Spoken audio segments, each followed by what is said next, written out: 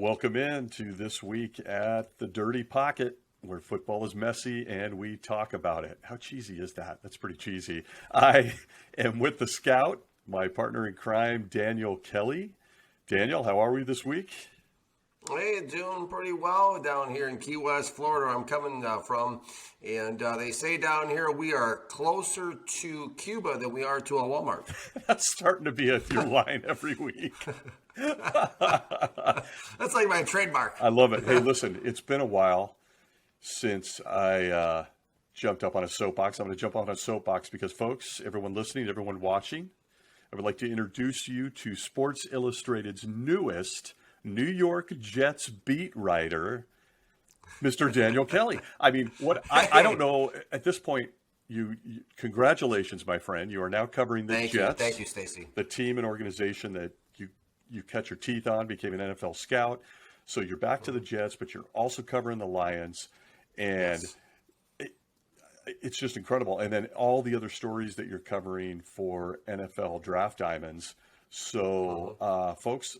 Let's just thank Mr. Kelly because I'm not sure he sleeps. And now we're going to sleep. What's that? Now we're going to get an avalanche of information about that rookie quarterback, Zach Wilson. Oh, no. Yeah, no, absolutely. No. Hey, it's the nice thing about working with the Sports Illustrated with it, and thank you, by the way, Stacey. I really appreciate all your encouragement and support Big week. Along the way. You've known offline. It's been a rough couple months for me. It's nice to have something like this break.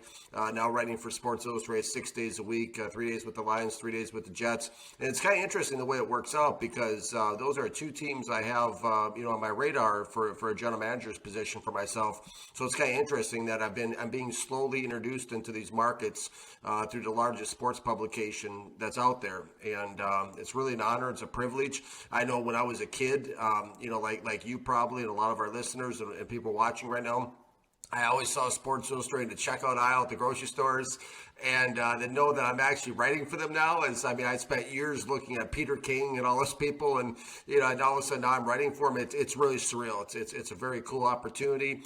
I feel very blessed to have the opportunity, and these guys are great, and they've extended the opportunity to me, and absolutely we're going to really be unpacking Zach Wilson in ways he probably hopes I never would. I can't wait to see it, man. Yeah, it's that's why I got the New York thing on tonight. I got all New York, but just in honor of New York, New York. I didn't even pick up on that. Well played. Yeah, I'm proud of you, man. That's absolutely an awesome accomplishment. You're now covering the AFC and the NFC, which you were doing before anyway for NFL Draft Diamonds, but now you've got kind of these vertical buckets. And yeah, these are teams you've had an interest in. And by the way, they could use some help. I don't know what's going to happen with Robert Saleh. He's brand new, his first year. Zach Wilson's on the bench. Mike White now is the next up-and-coming killer cool guy to get behind for the New York Jets, although I really like Michael Carter. We'll talk about that down the road. But no, man, it's a great accomplishment. Of course, I'm going to be leaning into you to get me some kind of a writing gig for the Rams. So start pulling some strings, man. But no, big week. Congratulations. I thought we'd lead the show with that big news. Always like to have a positive vibe to get things started. So on that, well, appreciate that, Stacy. Thank you. Yeah, and so on that note, as has become tradition, what are we drinking? And please tell me not an energy drink. It's after midnight in the Florida Keys. Yeah, I don't really need energy drinks. I can already double down on anyone half my age. I mean, when I'm drinking tonight, I have the Dr. Pepper going with the laces out. Wow. Absolutely. It looks like a little football can here, Dr. Pepper. It's almost like, you remember Forrest Gump, of course, right? Of course. In the movie where he says, I have myself 14 Dr. Peppers. There you go. That's my Forrest Gump for tonight. If anyone thinks I'm tired, think again, because I'm not. I've been up since 6:30 yesterday morning. It's now Thursday morning, 12:11 out here in Key West, and been up for 18 hours, and feel like I just been slammed into the starting gates of the Kentucky Derby. I'm ready to roll. Wow. Okay. Well, complete opposite. 3 hours behind you. Been podcasting all day. I'm exhausted. Clearly, the age difference is showing.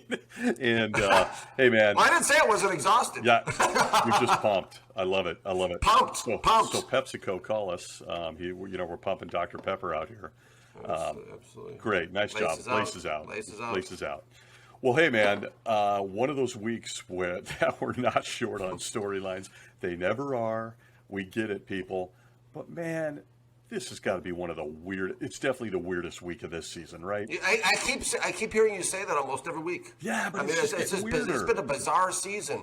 It's been bizarre every week. There's bizarre stories and people saying, players saying bizarre things, and I miss Aaron football. Rodgers screaming at the crowd, and it's just, I mean, things we've never seen before. It's just weird stuff. It's true. I miss football. This is a football Yeah. show. It's about the X's and O's and all the nuance that goes into that. But man, I don't know. We'll get to the upsets because that's where we're going to spend some time. But looking at what a bizarro week this is, I mean, I feel like we're watching a true crime report. The Raiders are a hot mess. Henry Ruggs and just a tragic. God bless that poor woman's family. Please send good, positive vibes to them. And then Arnett, their corner. So now their two first round draft picks under Mike Mayock in that draft are off the team. They get rid of Arnett because he goes on some TikTok, Twitter rant with guns in his hands that he's going to come out and kill people.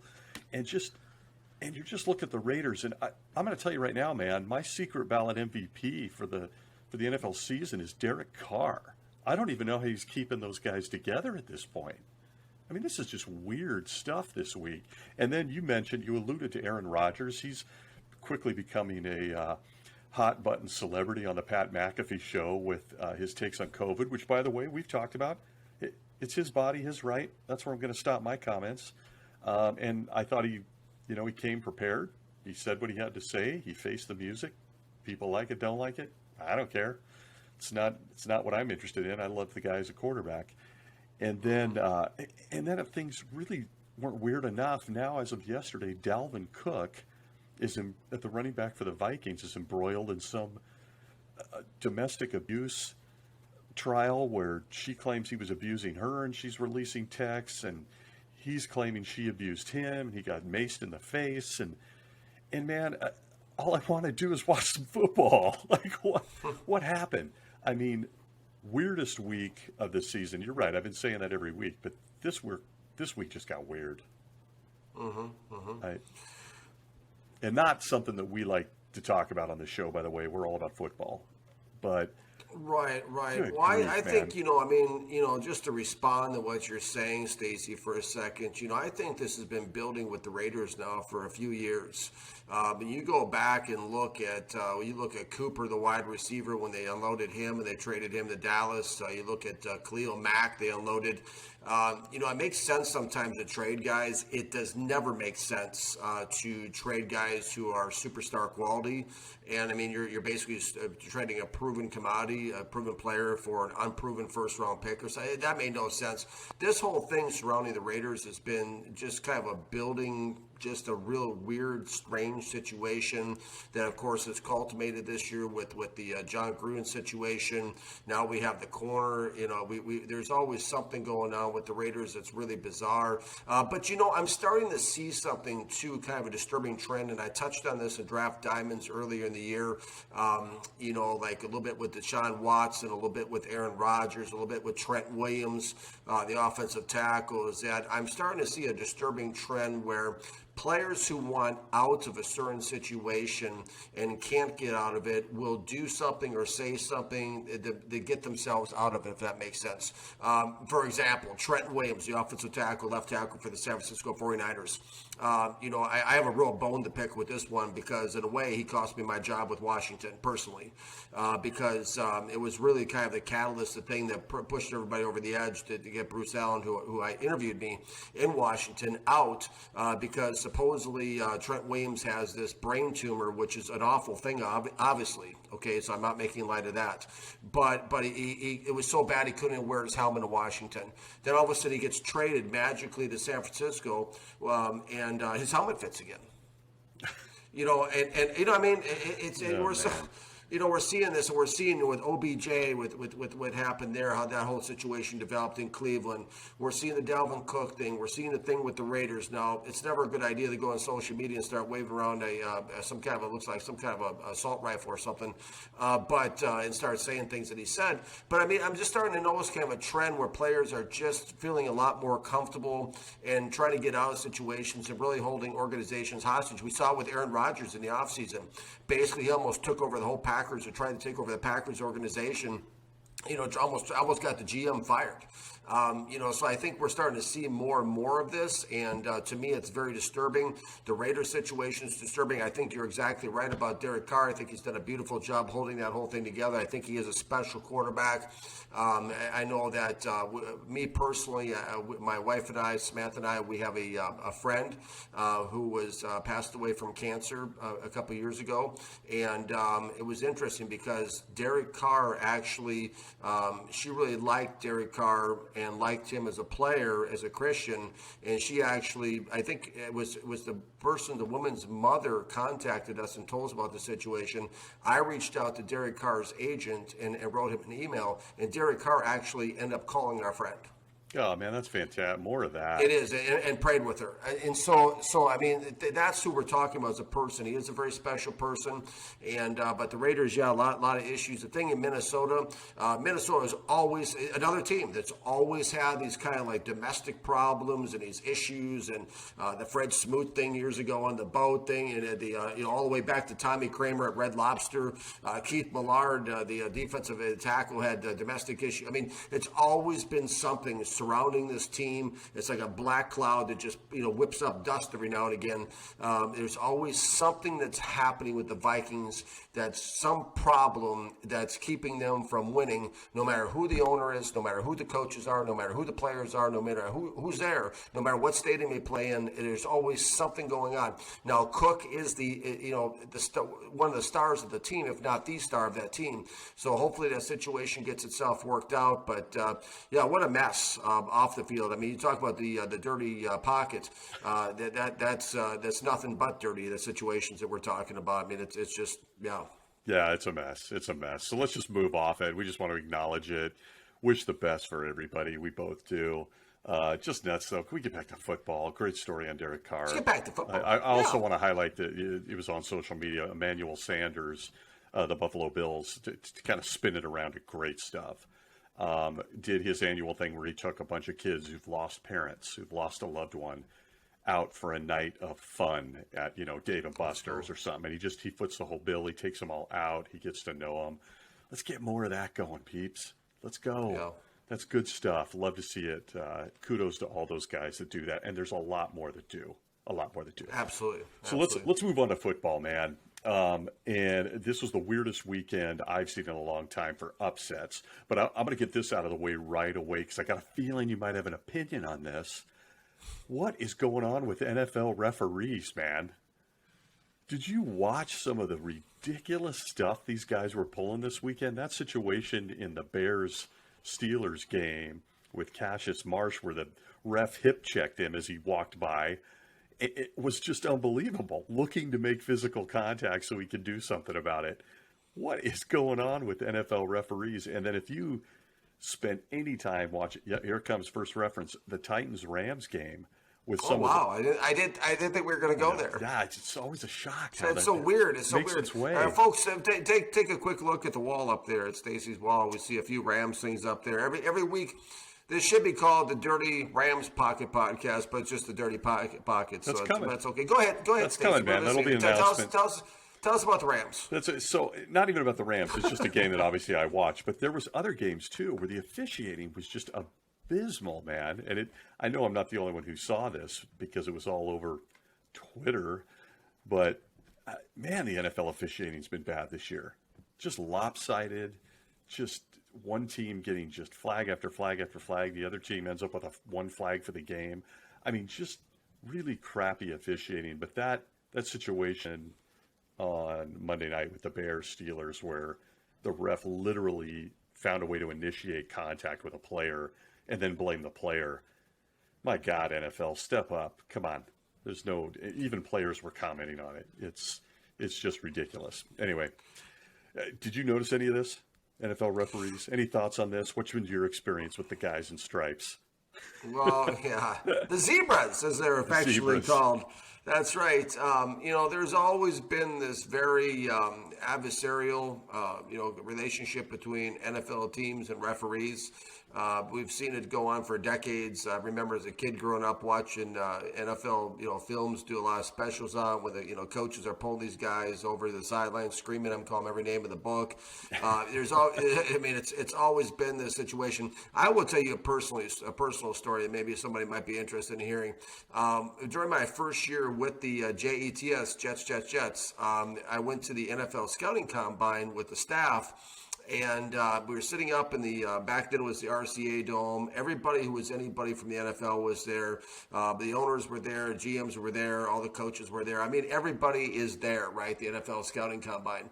And so I'm sitting up there, and my boss was Scott Pioli, who was a pro scouting director at the time. And my boss's boss was Dick Haley, the architect of the 1970s Pittsburgh Steelers dynasty, the guy that drafted, Terry Bradshaw, and drafted Mean Joe Green and Lynn Swann and John Stallworth, and etc.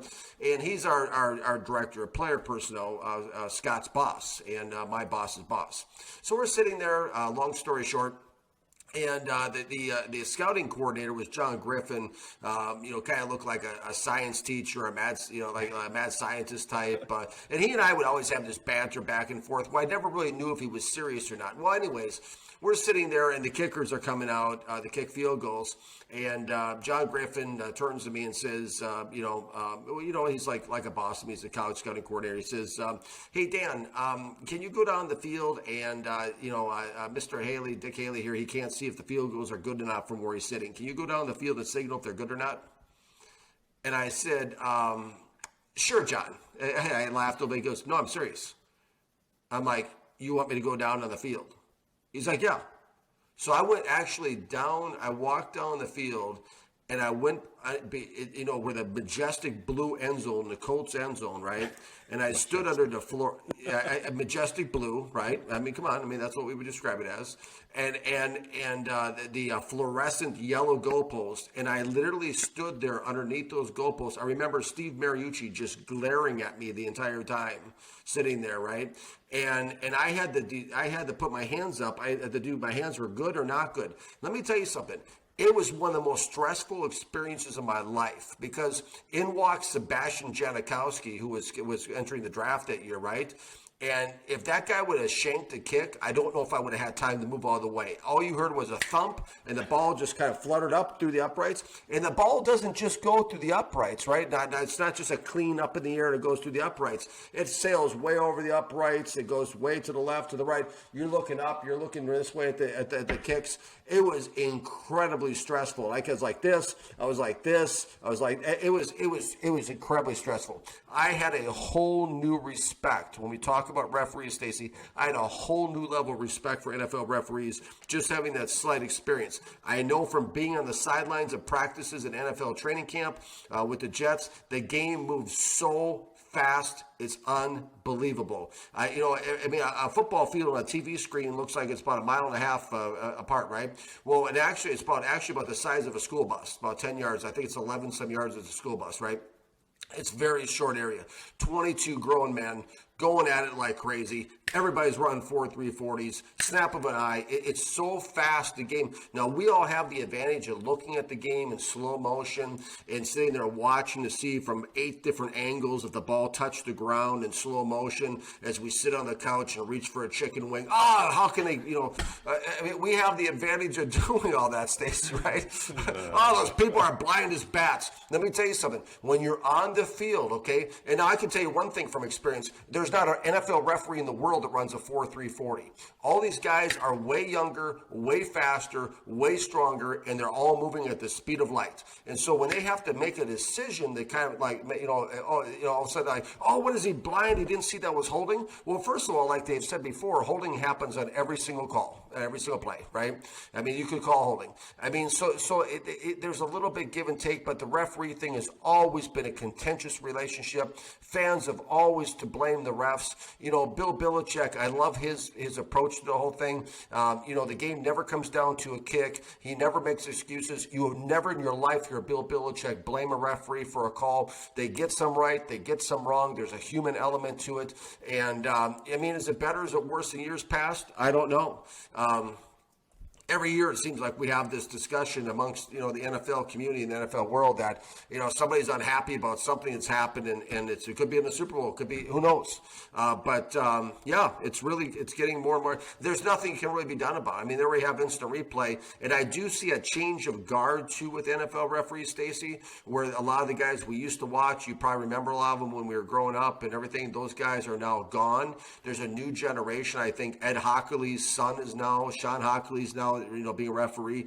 There's a lot of that kind of thing happening too. So there's a change of guard. But yeah, it's you know, I've never seen in 40 years of watching NFL football, I've never seen the fans, the league, and the referees on the same sheet of music. They're not even the same hymn book. Yeah, well, not me. Not after this last weekend, man. I saw some crazy, stupid stuff, in my opinion. But you know. It's, yeah, you're right. We probably talk about it every year, and at least we're not getting, you know, the strike, you know, the second, third string guys who could forget the Hail Mary in Seattle a few years ago. I mean, it's just bonkers, and the whole league this weekend felt weird. So let's move into the upsets really quick. Jaguars beat the Bills, Falcons beat the Saints, Broncos beat the Cowboys, Titans completely rolled the Rams. Was there anything in there that you feel anybody needs to panic about, or is this just one of those weekends? It's one of those weekends, any given Sunday. Okay. Bills fans are happy. Rams fan. I mean, the Bills and Rams are the two that made me go, what am I watching right now? I mean, the Bills managed a whopping 6 points against the Jacksonville Jaguars and Urban Meyer. I mean, and then that was Josh Allen versus Josh Allen Bowl, because the defensive end, Josh Allen, got to the quarterback, Josh Allen, for a sack, a pick, a fumble recovery. I mean, it was just God, it was a twilight zone this last weekend. But you're saying for any of those teams, the Cowboys, Rams, Bills in particular, no need to hit the panic button. Well, I think if any team out of that group needs to hit the panic button, I think it's the Dallas Cowboys. I think that they're a team that has, you know, every year we see a couple trends in the NFL. We hear the terminology, they've peaked too early, or they're coming on late. Every year there's a couple front runners that peak pretty early, come out of the gates with a good record, and they kind of fall off the face of the map. I think that was very alarming. My wife's a Cowboys fan. So I watched it because Washington had the bye week. So we're sitting there watching it. And, you know, for me, when they were down, they were being shut out late, I think, in the third quarter. It's at home. It's against the Denver Broncos. And everything just seemed really super off for them compared to weeks past. It was, like, alarming. Now, I know, you know, our condolences go out to Dak Prescott for the loss of his grandmother. You know, and he's obviously been through a lot on a personal basis, which is well documented.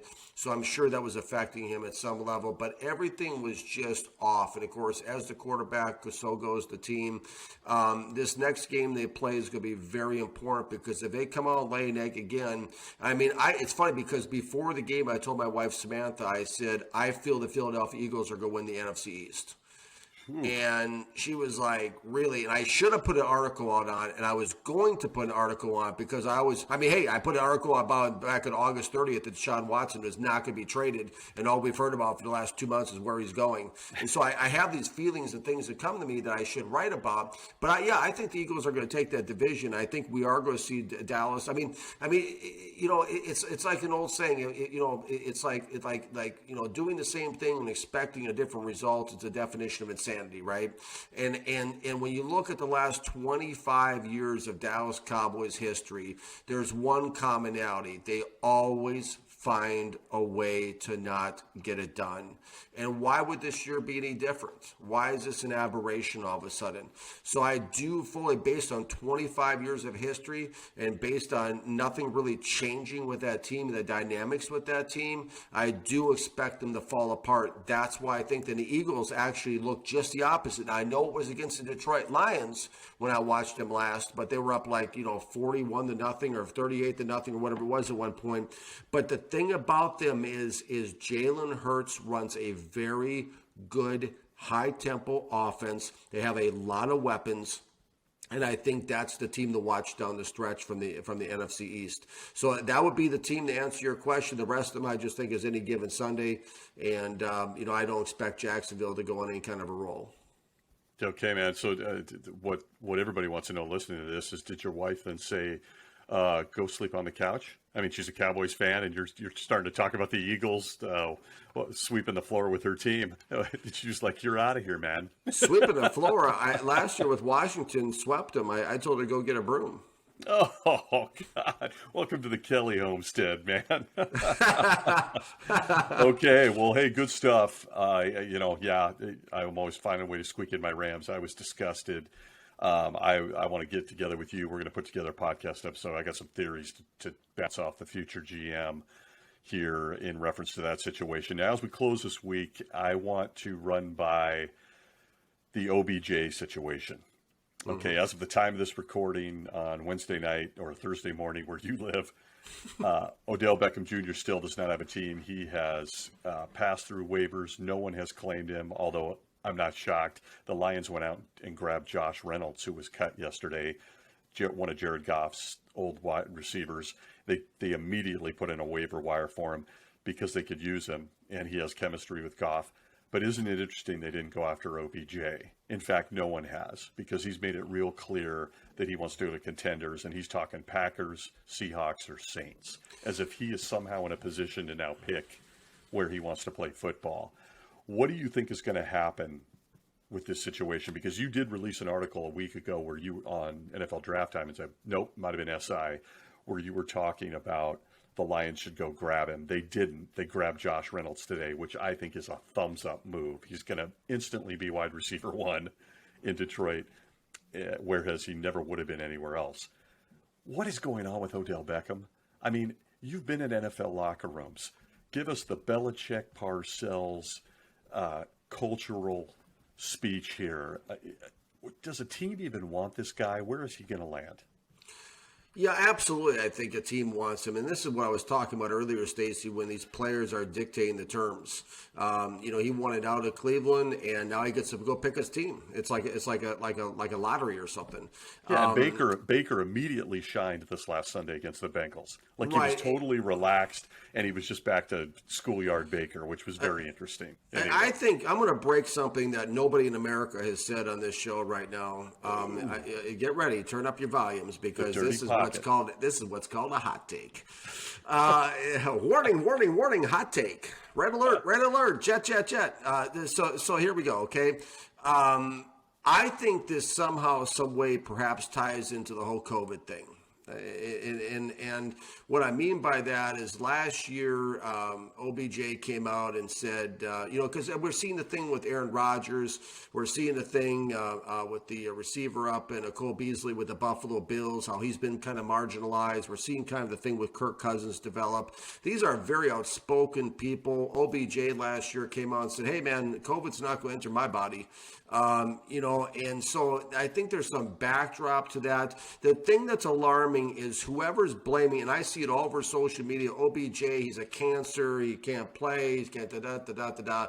Listen, let me tell you something. If the New England Patriots got their sights set on him right now, I saw something today on social media, if they get him and hook him up with Mac Jones, we could make some noise in New England down the stretch. I'm not blaming OBJ at all, because what happened is, in my article, it was actually for Draft Diamonds, I said the Detroit Lions have got to go get this guy. This would have been the most talented player in the Detroit Lions since Calvin Johnson. When you're sitting there and you want to make a case for having Jared Goff at $25 million a year for the next 2-3 years, they got him locked in for $25 million a year, and you give him that kind of a joke of a receiving core to throw to, and you have a chance, okay, first of all, nobody of OBJ's caliber, okay, is ever going to sign with Detroit as a free agent, okay? No. They're not going to do it, and they're probably never going to be able to draft one because the agent will talk them out of it, and it will never go there, okay? So the one advantage Detroit had was being the worst team in the NFL, the way the waiver wire works in claiming order, they had a chance to claim him.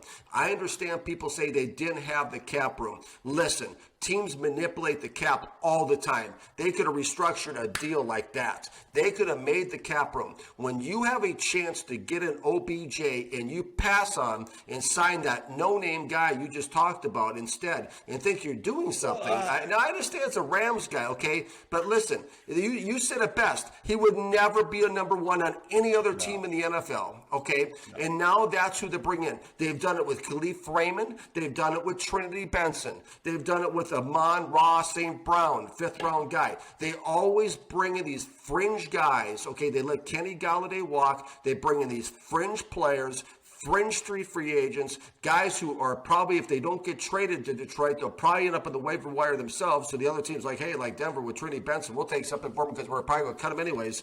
And you have a chance to get OBJ, okay, who would have been an instant difference maker for the Detroit Lions. This proves to me that Detroit Lions don't want to win.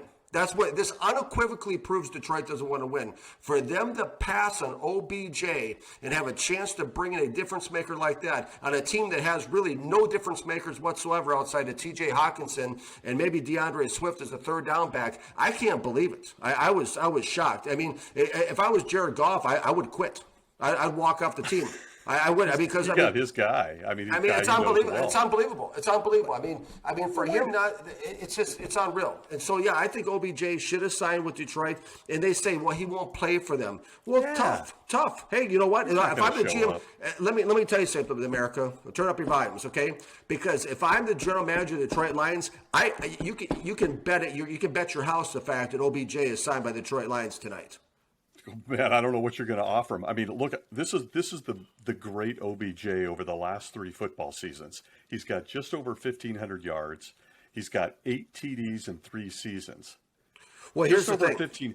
Come on, I mean, he's not going to show up to Detroit. He's not. They're gonna put in that waiver wire claim, and he's going to laugh. He's just like, I'm done. Well, that's fine. That's fine. You know what? Because the GM controls the situation, so he can laugh all he wants to, but I'll hold his rights. So he can, you know, we can play games for 2-3 years until, you know, that's fine. Play soccer. He likes soccer. I mean, that's fine. That's fine. I got all sorts of reserve lists I can put him on. But wait a minute. You mentioned the Patriots a minute ago. Okay.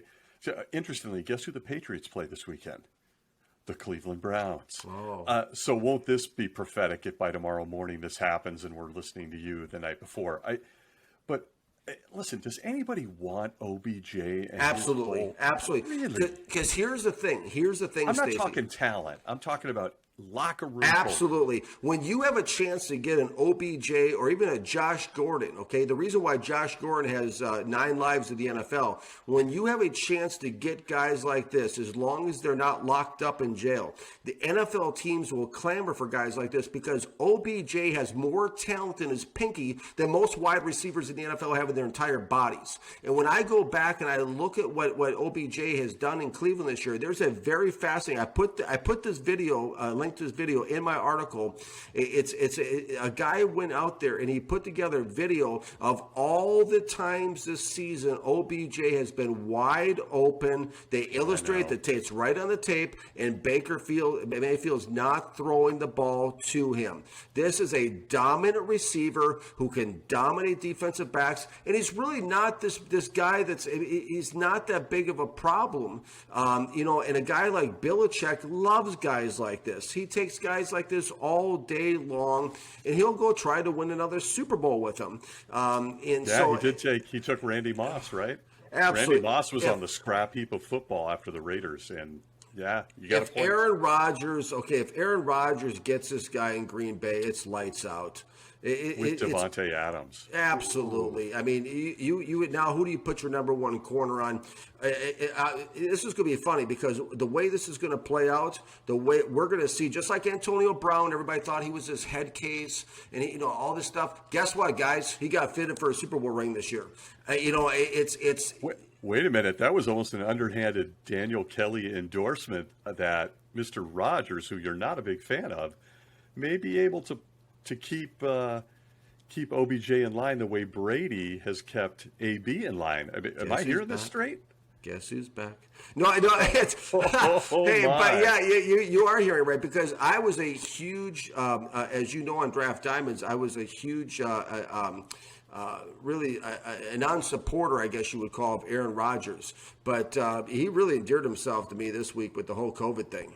He really did. I love it. His body, his choice. Balls, man. I love it. I love it. Hey, I got an article out there on Draft Diamonds that says, basically it says, future NFL GM refuses vaccine. I got no problem with that. My hat's off to this guy because let me tell you something. I've spoken to an NFL active scouting director who has point blank told me that basically, listen, this is how it's going to go, okay, is that you're either going to get vaccinated, okay, or, maybe if you're a star player, you can get away with not being vaccinated. But if you're not a star player, you're going to be either vaccinated or you're going to be marginalized outside of the game. And guess what? That's not America anymore. So when Aaron Rodgers, you don't have freedom of choice. I've grown up in America where I've always had freedom of choice. I've always had freedom of choice, whether, whatever I do, I've always had freedom of choice. They're basically saying you cannot be in the NFL unless you're vaccinated. No, not at all. I applaud Aaron Rodgers for what he did. As a matter of fact, if I was a GM, I would actually go in ahead and make him my assistant GM just based on that premise alone because he is, what he wants. That's what he wants. That's what he wants, and I will give it to him because here's the thing: he's standing up for something that's greater in the game of football right now. He's standing up for American rights. He's standing up for freedom right now, and I applaud that with Aaron Rodgers. I think he's come out this week.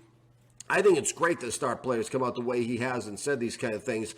But yeah, he's not alone. Other guys that feel this way need to step up with Rodgers. I don't care what side of the fence. I'm exactly where he is.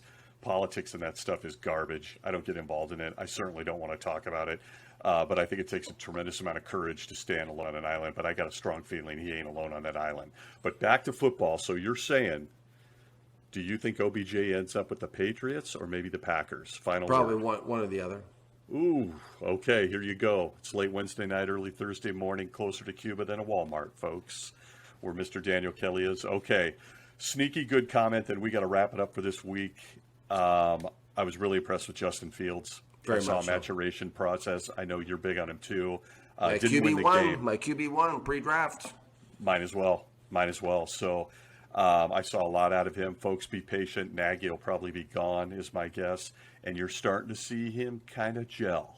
So very comfortable, very quickly, very comfortable. I went back and watched all his throws against Pittsburgh. Very comfortable. Looks like a veteran. Looks mature beyond his years. Moving around well, throwing the ball well. Made some big plays in that game. Put them in a position to win. Had the field goal not gone off the crossbar at the end, they would have won the game. I'm extremely impressed with what I see out of Justin Fields.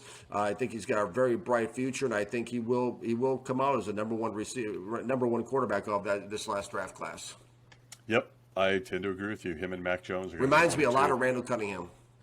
Yeah, he's got that. To me, he's got kind of that Steve McNair thing going on, but a little more athletic. So, absolutely love it, man. I thought he did a great job. So a couple of quick picks, as we do on the Dirty Pocket. This week's matchup, we're going to stay away from both of our favorite teams. Carolina versus Arizona. I'm asking because Arizona looks for real. Sam Darnold is out now with a busted-up shoulder. We're going to see P.J. Walker. Here we go, folks. Who do you like in this Carolina versus Arizona? Carolina. Oh, Carolina in the upset with a backup quarterback. I think this is going to be another one of these type of things where everybody thinks it's going to be Arizona and Vegas is going to win a lot of money and everyone's going to live happily ever after. Okay, there you got, folks. I think it'll be Arizona, but I want to agree with you, of course, for obvious reasons. But if Kyler Murray comes back, I think the Cards will nip him. And I think he's supposed to. I think he's supposed to play in this game.